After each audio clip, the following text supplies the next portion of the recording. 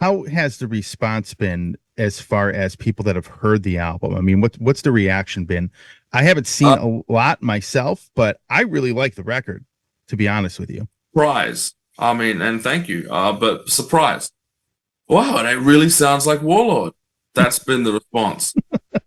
Wow. Yeah, because we weren't going to put out like, Warlord does Cold Lake, Yeah, yeah, and put out, like, Talk Dirty to Me Part 2 or whatever. I mean, and it wasn't going to be like, all of a sudden sounding like Manowar or nothing wrong with them, but you know what I mean? It had to yeah, sound like Warlord. So there's no big, that's probably the main response. People that actually heard it have gone, damn, wow, it sounds totally like Warlord. And that's been cool. I mean, that's kind of been like, okay, mission accomplished, because it would have been horrible if people heard it going, yeah, I can see what you're trying to do there, but it sort of sounds like Dokken, that would have been, that wouldn't have been, I wouldn't be feeling so good now. yeah. I agree. So I'll be honest with you. From the very first song on the album, it just reminded me of Warlord. Like I didn't have any, I go into everything with a blank slate. Like, what is it going to sound like? Am I going to like it? And even if it didn't sound like Warlord, is the music at least good? Right. That's kind of how I look at things. But it's definitely Warlord. There really is no. I mean, there really is no other way to really put it as far as how the album sounds. I think if anybody, at least in my opinion, if you've liked the band's back catalog, you'll like the record. I mean, that's probably the best way of putting it.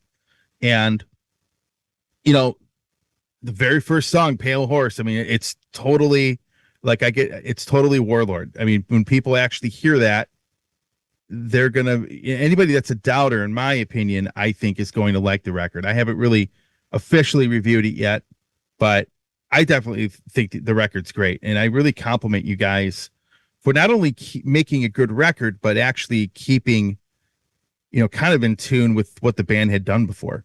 I think a lot of the doubters, you're not going to have many of those. I haven't seen a lot of those since the first song came out. So it just, It's interesting because there was, I mean, certain parts of the world where the band is quite popular. mhm. Uh, there was there was howls of protest. We can't, but that's sort of dulled down now as well. But we can't worry about that. I mean, we don't Sure. make music to by committee. It really send out questionnaires. Should we do this? Should we do that? I mean, that's just ridiculous. No band would do that. Again, we'll see. I mean, we got literally like 2 weeks, I think, till the record's out. Yeah. Two songs are out there in circulation right now. The Watchman's on the B side of the 7-inch single, Mhm. and so yeah, we'll see. We'll certainly see what people think, but I hope they like it. High Roller Records, the Yeah, label that the album is coming out on. I don't think as many people in the States kind of understand this, but I think that label has always done very high quality stuff as far as anything they have put out, any of the reissues. I have a reissue of the first album from them, right. and they do phenomenal work. They really do. And what made you guys go with them for Oh, this record? let me change position here. Sorry, I've got the worst back pain ever sometimes. Uh, okay. High Roller did the back catalog like back in 2016. I mean, Hmm. other labels taking a stab at the back catalog, and nothing against those labels, but doesn't again? It came from a conversation with me and Bill.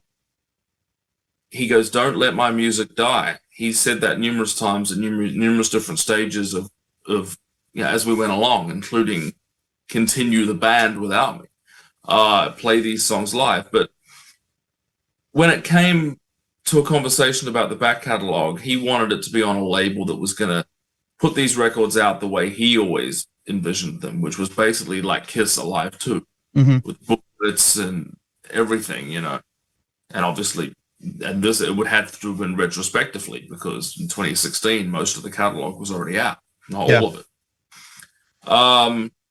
I knew of High Roller.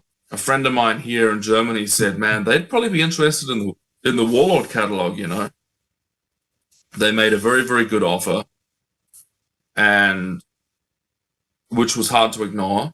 But what it wasn't necessarily the offer; it was what they wanted to do with the catalog. Yeah. And Bill gave me basically the vault, which was, I mean, dozens of cassettes of songs, versions of songs, and certainly unreleased songs that no one had ever heard. And it took me about 6 months to, it took me about 2 weeks to transfer them all, and then about 6 months to just go through everything. And in between me and the label, it worked out like, okay, there's at least one CD worth of bonus tracks per album here, at least, if not more. And we left no stone unturned. The only demo we couldn't find was the demo from '85 for the song "My Kingdom Come," which was re-recorded on the Holy Empire album. That demo still remains missing, but everything else is there. Everything else that Bill remembers, and we even put stuff out that Bill had forgotten about. And we did deluxe editions of Deliver Us, Cannons, Rising Out of the Ashes, Holy Empire, and the Live in Athens.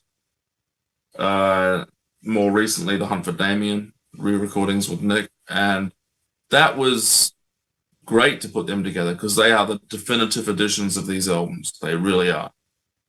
And so when it came time to have a conversation about this new album, there was talk of like, okay, do we go to Atomic Fire? Do we try and go back to Metal Blade? Because Metal Blade have obviously done the A through C record and done a very good job on that.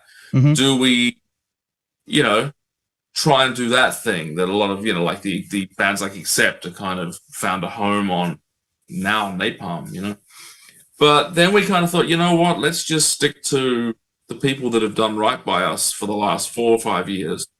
We also did the Lordian Guard records reissued on High Roller, along with some of Bill's solo material. And they were interested and very excited about a new Warlord album. And I said, okay. And I proposed how we were going to do this. And again, they made an offer that made it possible to do this.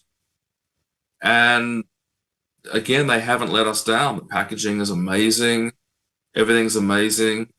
I can't fault them at all. It really just feels like why not High Roller at this point would be more the question rather than why High Roller.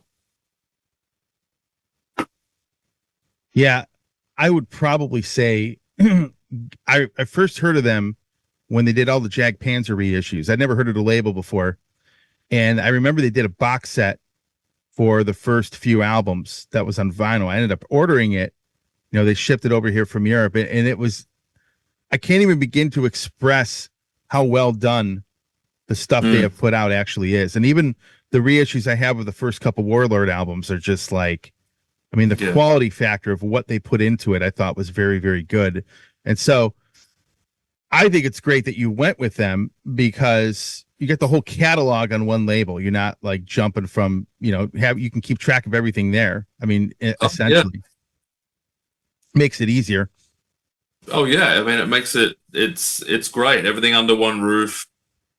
They understand the band. They understand what we want to do. They understand, it's not like you're having this tug of war with the label all the time. Mm-hmm. No, it's really good. We're very happy.